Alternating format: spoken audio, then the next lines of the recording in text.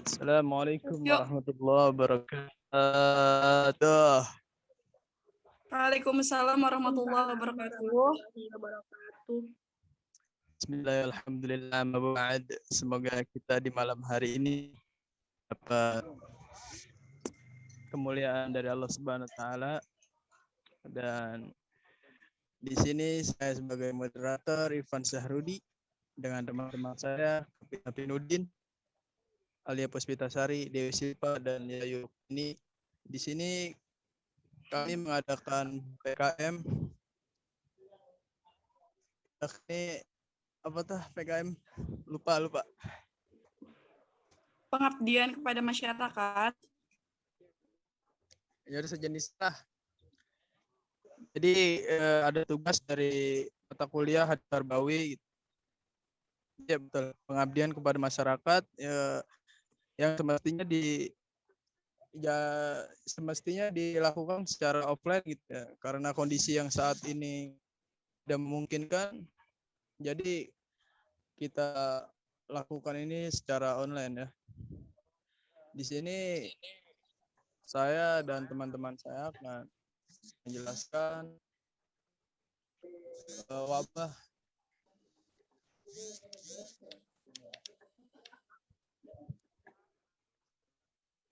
wabah dalam sejarah Islam.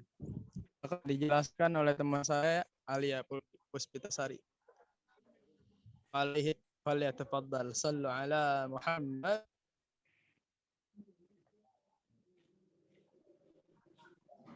Oke, jadi yang pertama kita ke pengertian hadis dulu ya, teman-teman. Jadi apa sih hadis itu secara bahasa? Hadis adalah sesuatu yang baru, menunjukkan sesuatu yang dekat atau waktu yang singkat. Hadis juga berarti berita, yaitu sesuatu yang diberitakan, diperbincangkan, dan dipindahkan dari seseorang kepada orang lain. Secara istilah, hadis adalah hal-hal yang datang dari Rasulullah, baik itu ucapan, perbuatan, atau pengakuan. Jadi, hadis adalah segala perkataan, perbuatan, ketetapan, dan persetujuan dari Nabi Muhammad SAW yang dijadikan ketetapan ataupun hukum dalam agama Islam. Hadis dijadikan sumber hukum dalam agama Islam selain Al-Quran, ijma, dan qiyas, di mana dalam hal ini kedudukan hadis merupakan sumber hukum kedua setelah Al-Quran. Selanjutnya, apa sih perbedaan Al-Quran dan hadis itu? Ada 8 poin yang akan dijelaskan oleh teman saya, Yayu Rukmini Rohmah.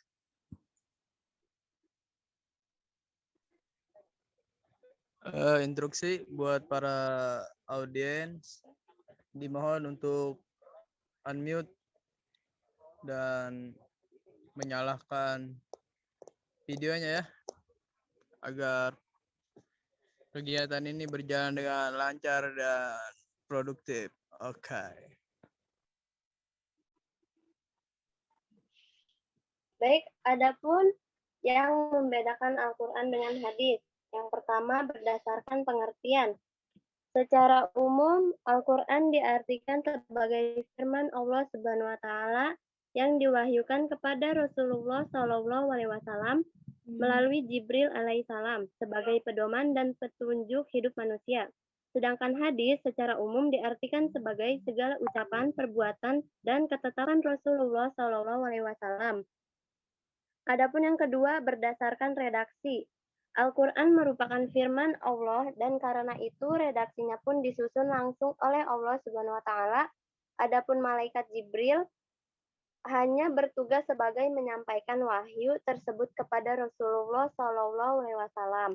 Adapun hadis, redaksinya berbeda-beda antara satu hadis dengan hadis yang lain, meskipun mengandung makna yang sama. Hal ini disebabkan pada awalnya hadis disampaikan melalui hafalan para sahabat Nabi Muhammad SAW dan bukan ditulis. Yang ketiga, adapun berdasarkan nisbat.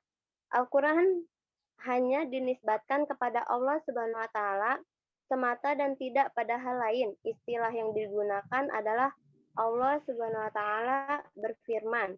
Adapun hadis diriwayatkan Nabi dengan disandarkan kepada Allah yang bersifat insya'i atau diadakan. Misalnya, dari Abu Hurairah radhiyallahu anhu berkata, Rasulullah Shallallahu Alaihi Wasallam bersabda ataupun Allah berfirman. Yang keempat ada berdasarkan kemukjizatan. Al-Quran merupakan mukjizat bagi baik lafaz maupun maknanya. Sedangkan hadis bukanlah merupakan mukjizat. Yang kelima, berdasarkan lafaz dan makna. Lafaz dan makna Al-Quran berasal dari Allah SWT, sedangkan hadis, lafaz dan lafaznya berasal dari Nabi Muhammad Sallallahu Alaihi Wasallam, tetapi maknanya berasal dari Allah. Yang keenam, berdasarkan nilai membaca. Al-Quran sebagai kitab umat muslim wajib dibaca pada saat sholat fardu ataupun sholat wajib maupun macam-macam sholat sunnah lainnya. Sedangkan hadis dilarang untuk dibaca ketika sholat. Yang ketujuh, berdasarkan kepastian isi. Kepastian isi seluruh isi Al-Quran bersifat mutlak karena dinukil secara mutawatir. Hal ini berbeda dengan hadis, di mana kepastian isinya tidaklah mutlak karena perawi pada tiap tingkatan sanadnya. Maka dari itu, sering didapati hadis yang sifatnya sahih, hasan, ataupun dhaif. Yang kedelapan atau terakhir, berdasarkan tujuan dan fungsi. Sebagai sumber dari segala sumber hukum Islam, fungsi Al-Quran dalam kehidupan atau fungsi Al-Quran bagi umat manusia diantaranya. Yang pertama, pedoman dan petunjuk bagi manusia. Yang kedua, sebagai pembenar dan penyempurna kitab-kitab terdahulu. Yang ketiga, ada salah satu mukjizat Nabi Muhammad SAW. Yang keempat, adapun pembimbing bagi manusia menuju keselamatan dan kebahagiaan. Yang terakhir, pelajaran dan penerang kehidupan. Di sini adapun fungsi hadis terhadap Al-Quran atau fungsi hadis dalam Islam. Yang pertama, menguatkan maksud redaksi wahyu dalam Al-Quran atau bayan takrir. Yang kedua, menjelaskan atau menafsirkan redaksi Al-Quran atau bayan tafsir. Yang ketiga, menetapkan hukum yang tidak terdapat dalam Al-Quran atau bayan tasyri'. Selanjutnya, pandemi dalam sejarah Islam yang akan dilanjutkan oleh Dewi Silva. Silahkan.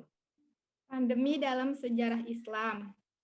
Saat ini kurang lebih 210 negara-negara di dunia, termasuk Indonesia, tengah dilanda musibah pandemi yang disebut COVID-19. Virus ini pertama kali ditemukan di Provinsi Wuhan, Cina. Jumlah orang yang terinfeksi virus ini menembus 7,3 juta jiwa di seluruh dunia dengan angka kesembuhan mencapai 3,6 jiwa. Sepanjang sejarah di beberapa wilayah Islam telah terjadi beberapa wabah penyakit, di antara wabah yang paling menonjol adalah Ta'un Amwas, Ta'un Ja'rif, Ta'un Fatayat atau Ashraf, Ta'un Muslim bin Qutaibah, dan wabah-wabah yang terjadi pada masa dinasti Abbasiyah, Mamalik, dan Ayyubiyah di wilayah Islam bagian timur. Dalam mengarungi kehidupan ini, manusia kerap diberi ujian dan musibah. Tidak ada seseorang pun dalam hidupnya yang tidak mendapatkan musibah. Allah yang bersifat arif dan bijaksana pasti mempunyai tujuan mulia dari semua kebijakannya. Manusia diharapkan bisa mengambil pelajaran dari semua kebijakan Allah, baik berupa kenikmatan atau musibah. Musibah bisa berupa ketakutan, kelaparan, kemiskinan, kesakitan, kehilangan, dan lain-lain halnya. Kemudian akan disampaikan oleh Kafi Hafinuddin.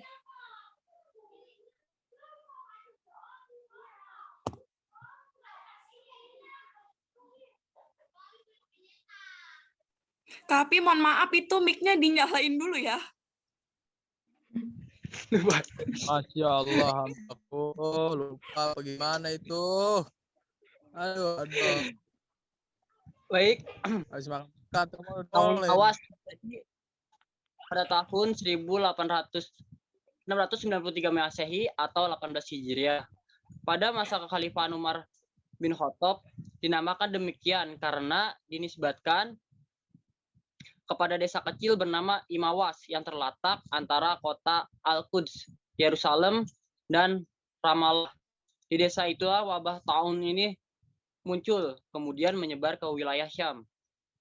Wabah tahun ini terjadi setelah peperangan sengit antara umat Muslim dan bangsa Romawi. Perang ini memakan banyak korban jiwa, mayat bergelimpangan, membusuk hingga menyebabkan polusi udara di mana-mana. Wilayah terdampak paling parah adalah Syam, sehingga banyak penduduknya menjadi korban. Di antaranya sahabat Nabi Abu Ubaidah bin Al-Jarrah, Mu'adz bin Jabal, Yazid bin Abu Sofyan, Al-Harits bin Hisham, Syuhail bin Amr, Utbah bin Suhail, dan masih banyak lagi manusia-manusia mulia yang lainnya yang menjadi korban akibat wabah ini. Wabah merupakan bahaya terbesar yang mengancam jiwa umat manusia. Banyak dampak yang ditimbulkan, baik dampak negatif atau dampak positif. Sebagai contoh, dampak negatif yang ditimbulkan pada wabah masa pemerintahan dinasti Mamalik yaitu berkurangnya jumlah penduduk, bertambah sedikit jumlah petani yang berdampak pada penurunan hasil pertanian, sehingga harga bahan makanan menjadi tinggi. Adapun dampak positifnya, yaitu didirikannya rumah sakit oleh pemerintah di seluruh wilayah Syam, sebagai tempat untuk mengobati pasien yang terkena wabah. Wabah ini memakan korban yang sangat banyak, sehingga mayat-mayat dibiarkan tergeletak begitu saja di jalanan tanpa ada yang mengurus, karena orang-orang takut tertular. Maka orang-orang kaya memberikan bantuan dengan membuat pemakaman dan tempat pemandian jenazah untuk orang-orang miskin.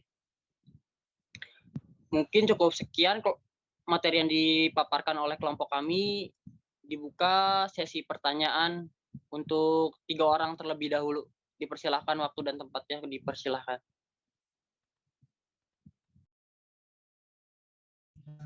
Baik, untuk para audiens, jika ada yang ingin ditanyakan, dipersilakan dengan segala hormat.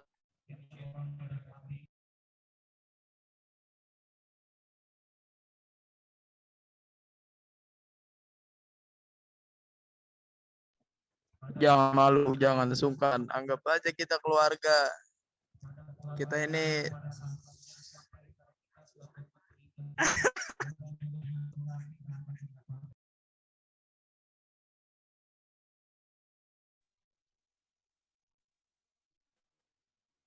Assalamualaikum warahmatullahi wabarakatuh.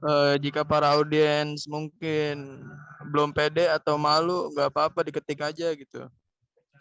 Nanti insya Allah kami jawab.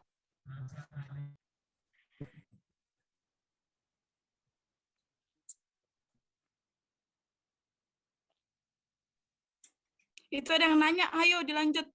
Yang mau nanya, stop. Assalamualaikum warahmatullahi wabarakatuh.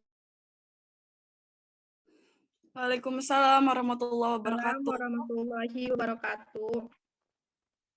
Waalaikumsalam warahmatullahi.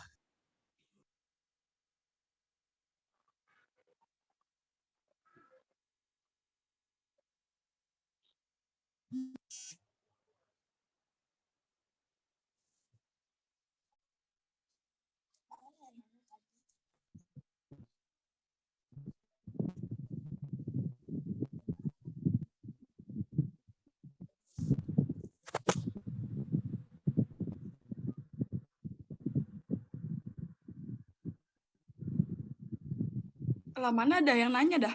Salam doang. Sabar Bu Alia, sabar. Sabar. Siapa tadi Sabarin. yang bertanya? Mungkin kendala sinyal juga. Oh iya, betul. Iya Bu Alia, sabarin. Iya, maaf ya.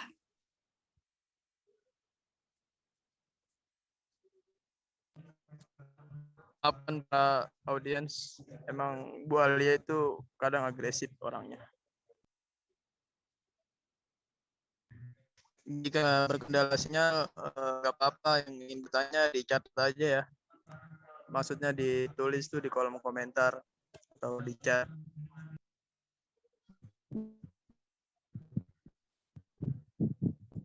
Assalamualaikum warahmatullahi wabarakatuh. Waalaikumsalam warahmatullahi wabarakatuh. Waalaikumsalam warahmatullahi wabarakatuh. Nama saya Suningsi, izin bertanya kepada pemateri, bagaimana cara menyikapi COVID-19? Sekian dan terima kasih. Sama-sama. Terima kasih juga untuk pertanyaannya. Tunggu ya.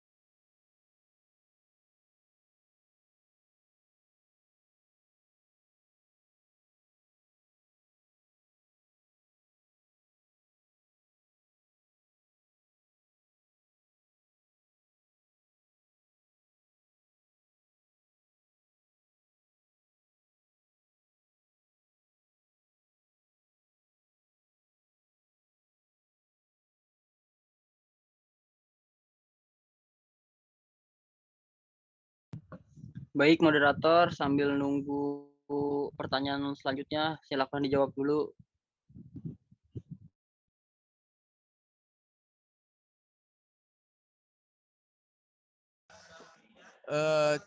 Di sini saya akan menjawab pertanyaan dari audiens ya.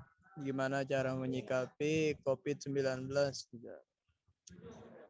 Di masa sekarang ini kita menyikapi dengan mengikuti protokol pemerintah gitu, salah satunya ya.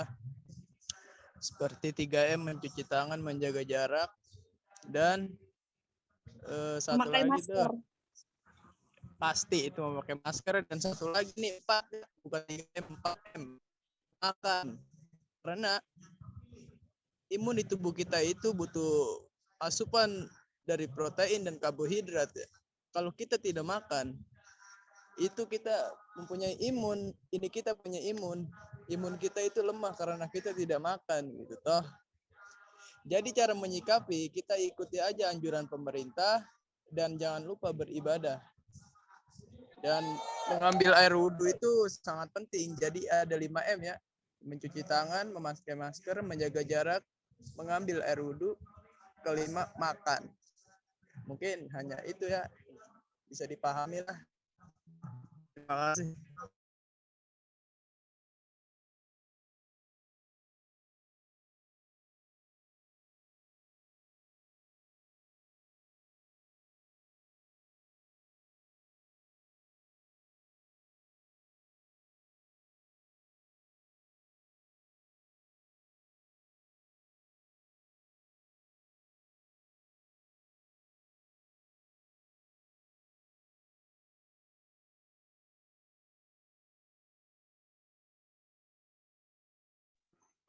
Baik, Audi, ada yang ingin ditanyakan lagi sampai sini? Atau ingin menambahkan juga silakan.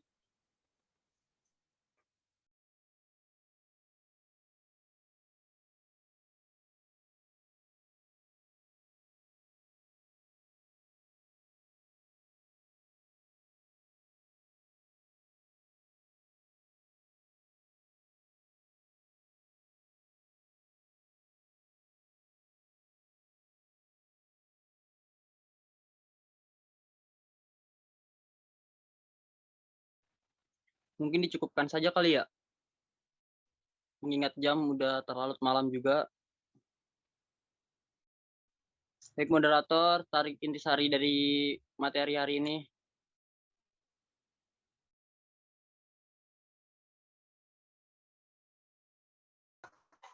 Baik, mungkin sudah pada paham dengan materi hari ini ya. Jadi intisari yang saya petik dari ini, dari zaman dulu tuh kita sudah diserang oleh wabah gitu ya. Tapi dengan cara kita menyikapi dengan baik, maka wabah itu tidak akan datang kepada diri kita. Jadi intinya di sini kita menyikapi dengan baik gimana itu wabah. Dengan tadi kan 5M ya. Dan tidak terlalu menantang apa itu wabah gitu. Maksudnya kita fokus kepada kehidupan kita sehari-hari dan menjalankan ibadah yang semestinya. Baik, mungkin dicukupkan saja sampai sini. Terima kasih kepada para audiens yang sudah bertanya dan yang hadir. Semoga mendapat balasan dari Allah Subhanahu wa taala dan kita dijauhkan dari wabah virus Covid ini, dan semoga virus Covid ini Allah angkat dan Allah hilangkan, Allah musnahkan Covid ini dengan secepatnya dan kita bisa beraktivitas kembali lagi seperti semestinya. Dan hikmah dari Covid ini akan kita rasakan setelah hilangnya Covid ini. Mungkin hanya ini saja yang dapat saya sampaikan sebagai moderator. Mohon maaf bila ada kata-kata yang kurang enak didengar atau kata-kata yang terbata-bata atau yang salah. Kami di sini masih tahap belajar. Wallahul muwaffiq ila aqwamit thariq. Wassalamualaikum warahmatullahi wabarakatuh. Waalaikumsalam Waalaikumsalam warahmatullahi. Teman-teman sebelum pada Waalaikumsalam warahmatullahi wabarakatuh. boleh minta tolong on cam nggak?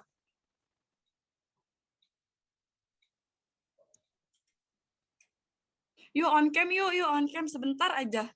Buat absen hari ini.